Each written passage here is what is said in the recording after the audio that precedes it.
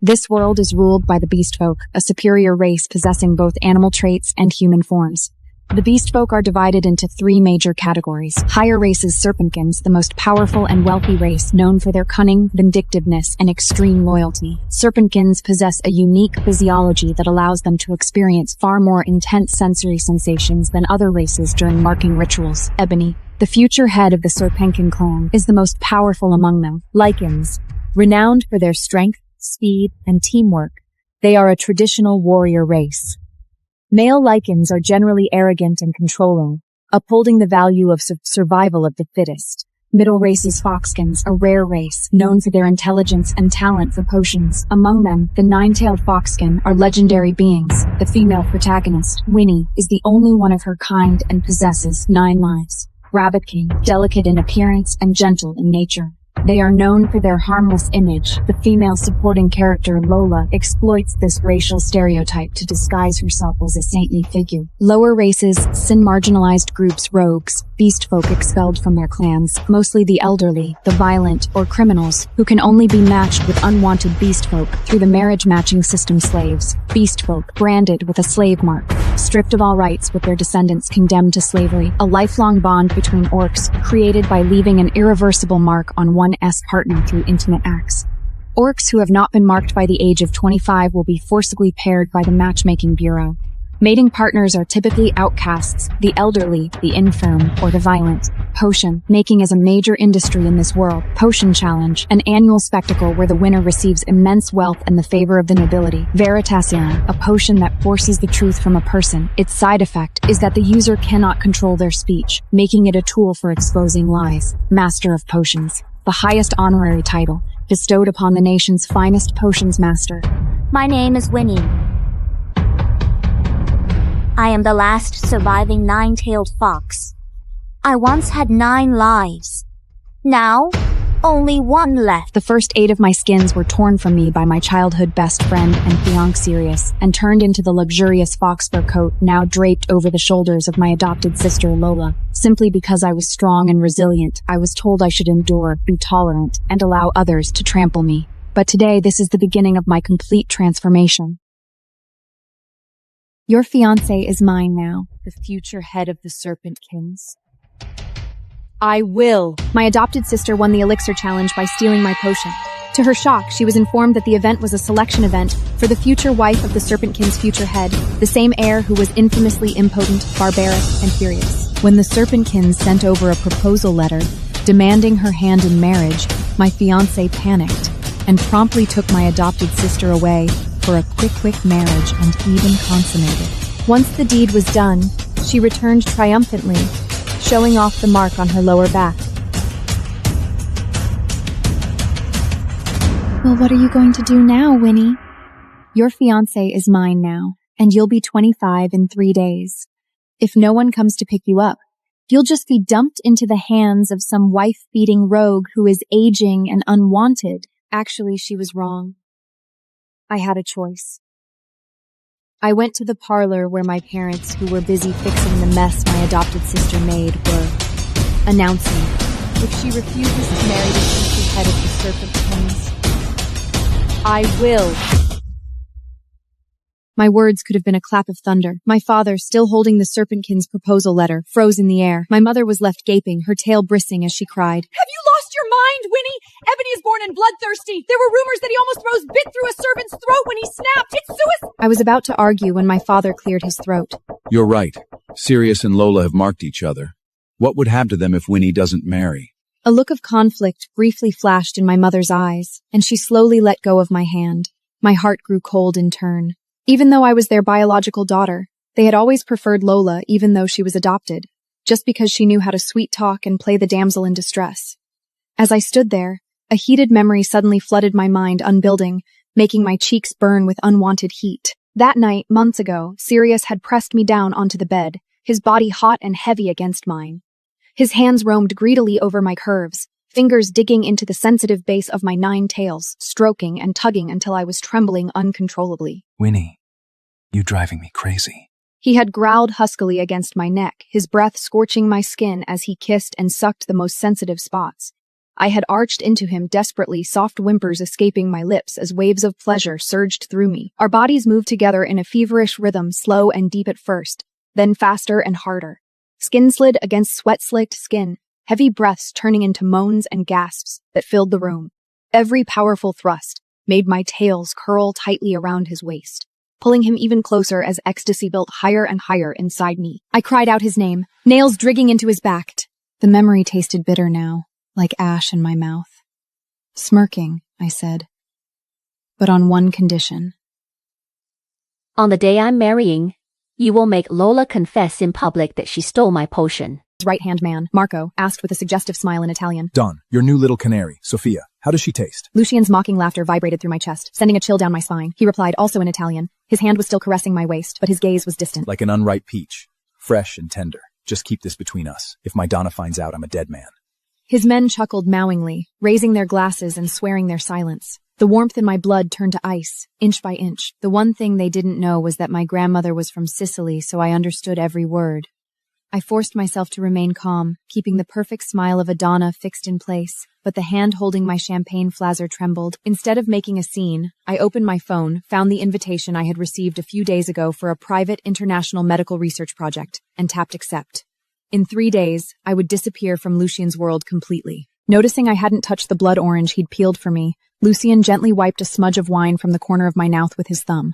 Baby, what's wrong? Are you not feeling well? Looking at the deep affection in his eyes, all I felt was disgust. One moment he was discussing my sister's body with his men, and the next he was the perfect husband, deeply in love with his wife. I wondered how long he could keep up this masterful performance. It's nothing, I was just wondering, what were you all talking about just now? Lucien casually pinched my cheek, letting out a dotting chuckle. We were discussing an arms deal.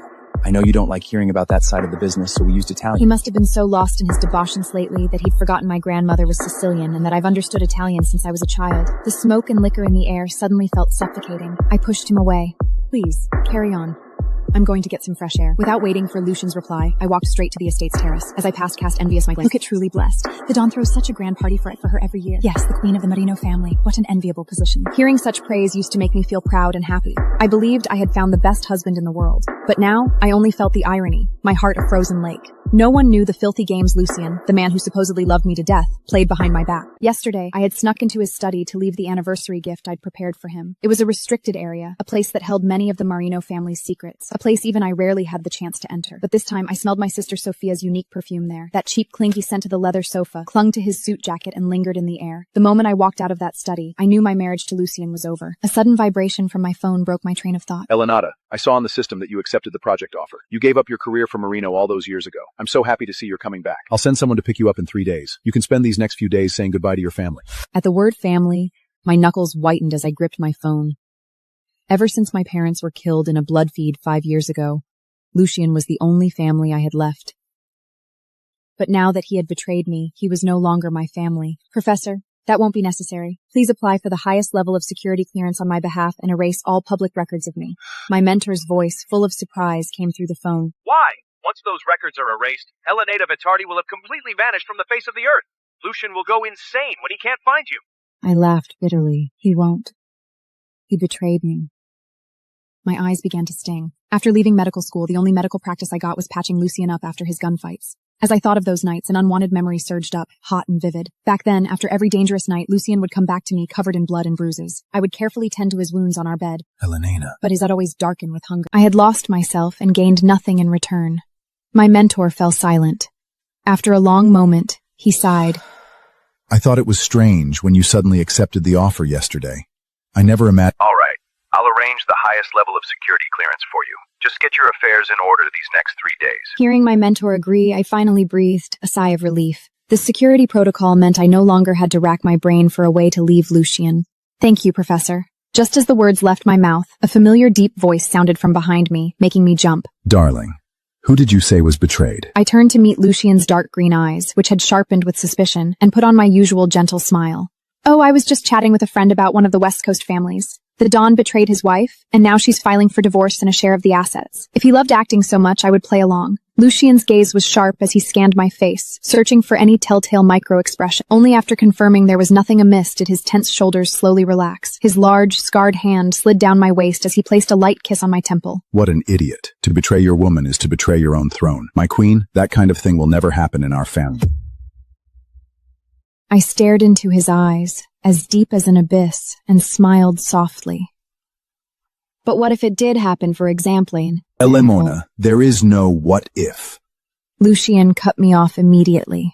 I, Lucien Marino, swear on the honor and bloodline of the Marino family, I will never betray you. Of course. I was just speaking hypothetically. Lucien fell silent for a moment, then gently rubbed his slightly rough jaw against my cheek. It was strange. While carrying on an affair with my sister, he also displayed an intense, suffocating possessiveness towards me. As his body pressed close, a heated memory suddenly plotting now.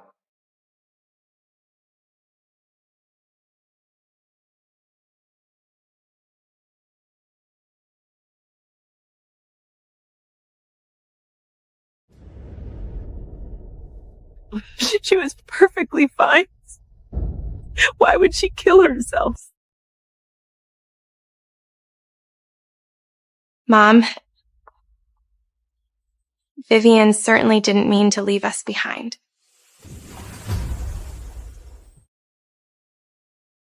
Lord, receive thy faithful servant, Vivian Harrington. Peace be with her soul now, always. Seriously? Drop the act. The four of you strangled me with your own hands. Dad, you killed me just to get those shares Mom left me and my fiance, pretending to love me while screwing and searing with them. It was also to take away my shares. God. Finally done crying. I'm exhausted. Rough day, babe. I'll get you some ice for those eyes later. Thank you, baby.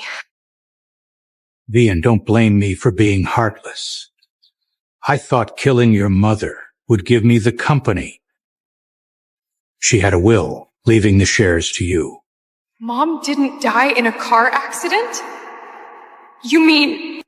Dad is dead, Gettia. You better treat us right from now on. Serena is your own flesh and blood. Don't worry. From now on, you're my only legitimate wife, and Serena is my only daughter. So you were with Dad all along? You were never some stepmother who married in later. You killed me. And you killed my mother.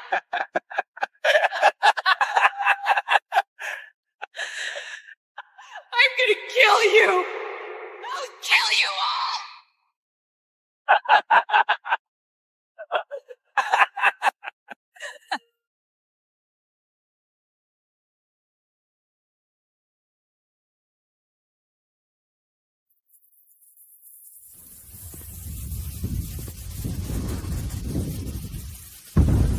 Adrian Chandler? What is that devil doing here? I'm already dead and he still won't me go? He owned me when I was alive. Does he want my corpse now? My corpse?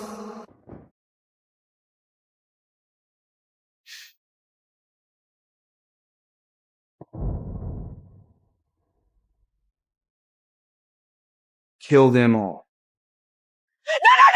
No! Bury them alive. Adrian? Are you avenging me? Please don't kill me!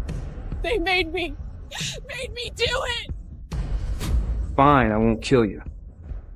Break her limbs and ship her to Somalia.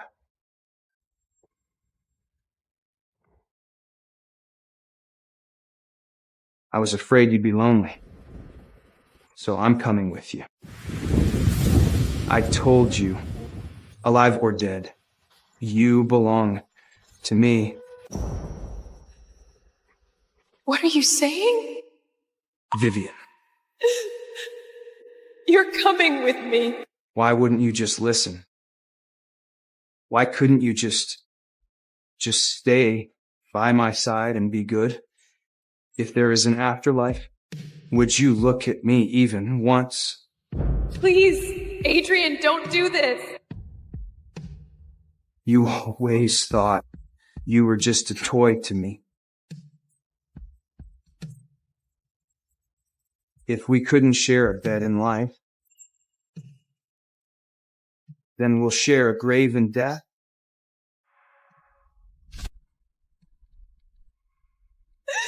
I was the biggest fool in the world! I threw away the man who truly loved me. A piece of trash. Adrian, if there is a next life, even if you are a sick, possessive devil, I swear, marry you.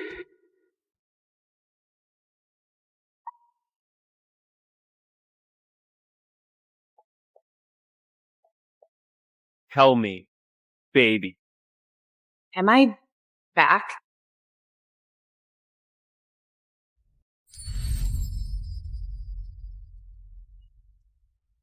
I was reborn.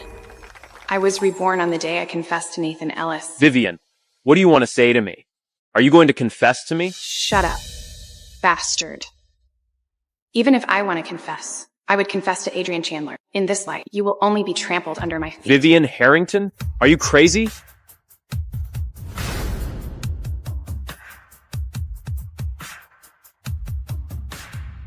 Wait. I remember at this time in my Trevian Chandler. In a few days, I just confessed to Nathan remains the same. Days that we just fessed to Nathan Ellis successfully. If the timeline remains the same.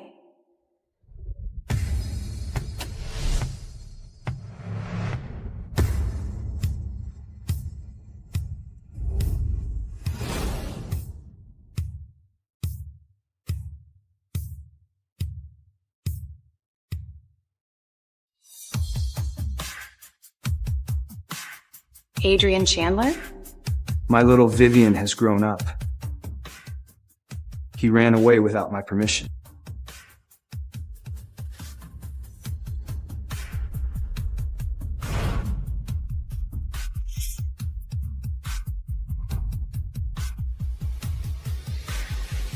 What trick is this now?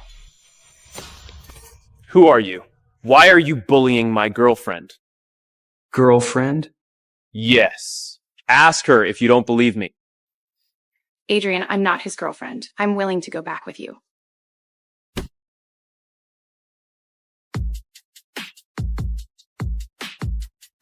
Hey! Vivian was kidnapped. Nathan, that's Adrian Chandler, the famous godfather of New York, they say. He was ruthless.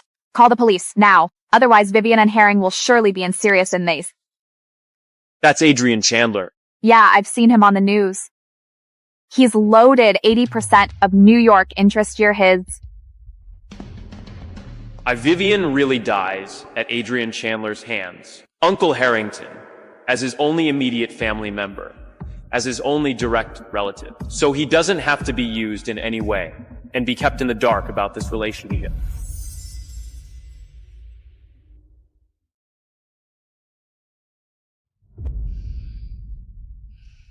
This psycho tied me up again.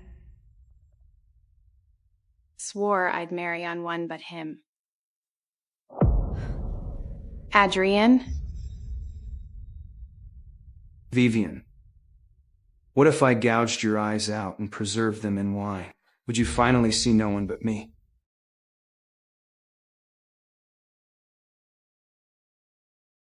Adrian. Let me go. Even though I only want to love Adrian in this life, I can't let him control me again. I need to tame him properly first. What kind of game are you playing? I'm making you mine tonight. You'll really say anything just to run, hun? I know. Not just tonight. My whole life. I belong only to you. But, can you unchain my hands first? My wrists hurt. Actually, keeping you tied up is more convenient. What are you doing? Take you.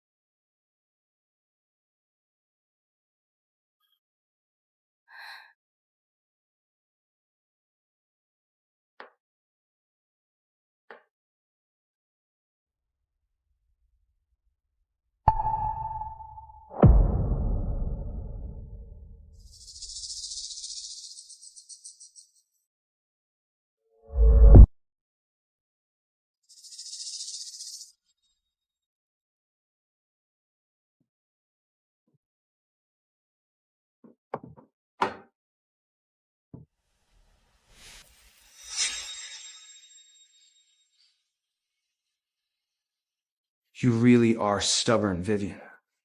Just to escape. You even gave me your first time. It was my first time, too. In my previous life, at this moment, I thought Adrian Chandler was a lunatic. Never thought it was his first time, too.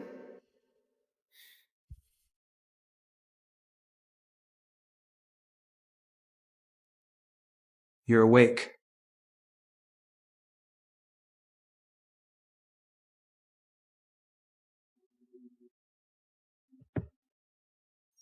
How did I not notice in my last life how beautiful these eyes are?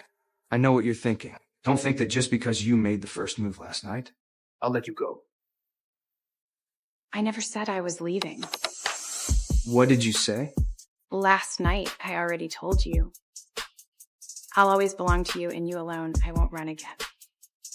But I heard that guy yesterday said you were his girlfriend. He was talking nonsense. Then why did you go see him and even bring him flowers? I went to him because I wanted things clear. I wanted to tell him I don't like him at all. And that bouquet was a farewell gift for him. I don't know what you are really trying to do, but what you say. I don't believe a single word.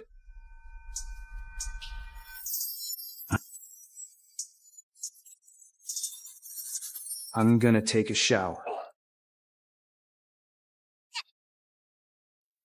If you dare go out again, meet other men, I'll turn them into specimens and hang them in your school's authorized.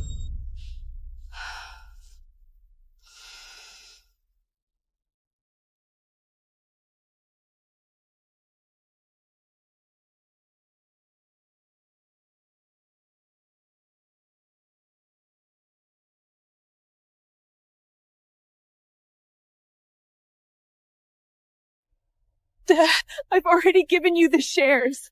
Can you let me go? Can you let me go?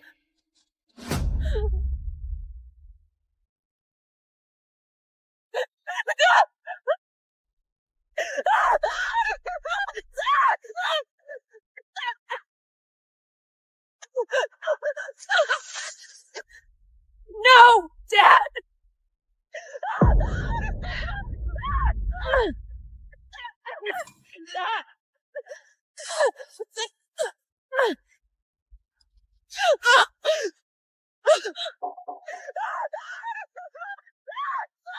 Go to hell!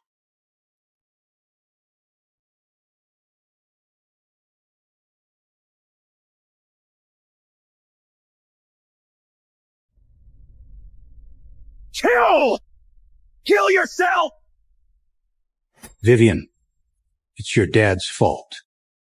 Thought of the Fuel King, your mother. The company would be all mine. But I didn't expect that he had already made a will and gave you the shares.